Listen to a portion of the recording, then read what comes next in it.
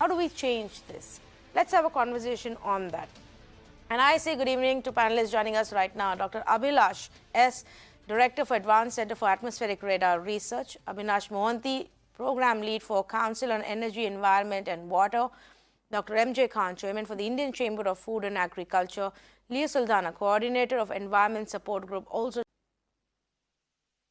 Thank you very much. In fact, now the acceptance has happened, the action has to begin. The acceptance of the people and of the governments that climate change is real and is here to stay.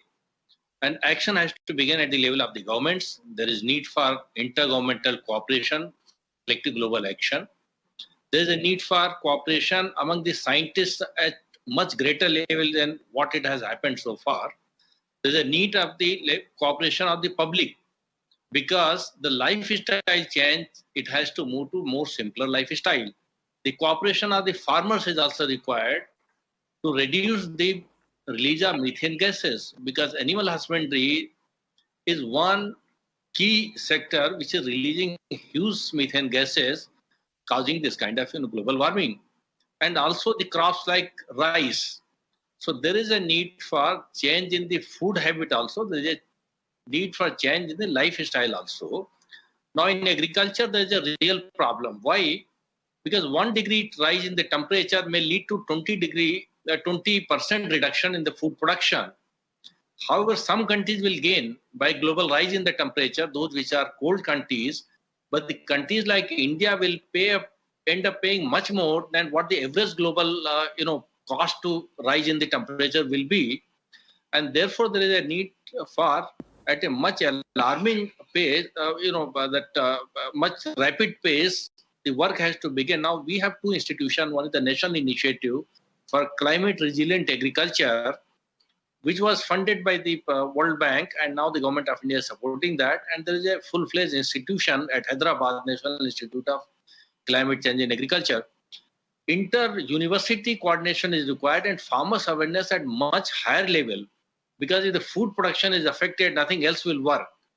The report already that has mentioned that the southern and western coast of the country will register much more rise in the water level, and therefore even the kind of frequency and the extremity that we witness will make even the fishing difficult.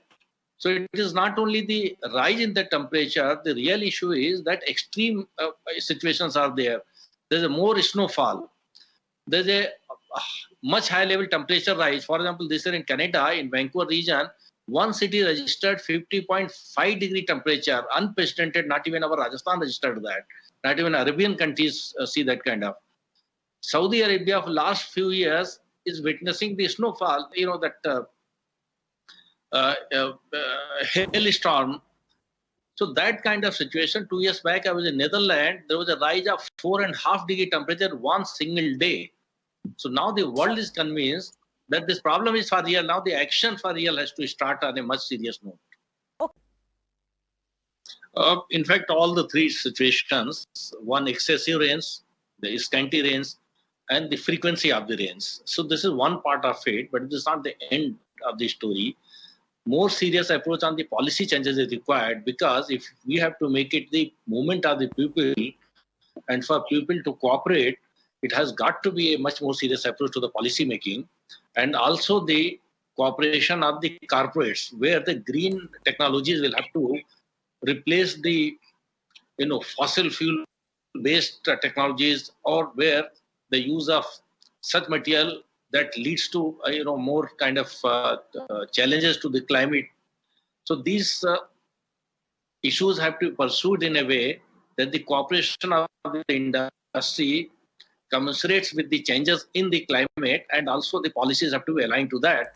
But coming to the agriculture part of it, I think there is a real danger unless more climate resilient agriculture practices are followed by the farmers. And for that, the cooperation of all the universities, 79 or 80 that are there, and 104 or 105 institutes of national importance under ICR system are there. So all these institutional network or infrastructure have to be on board for any meaningful change in the agriculture system to happen at the farmers level.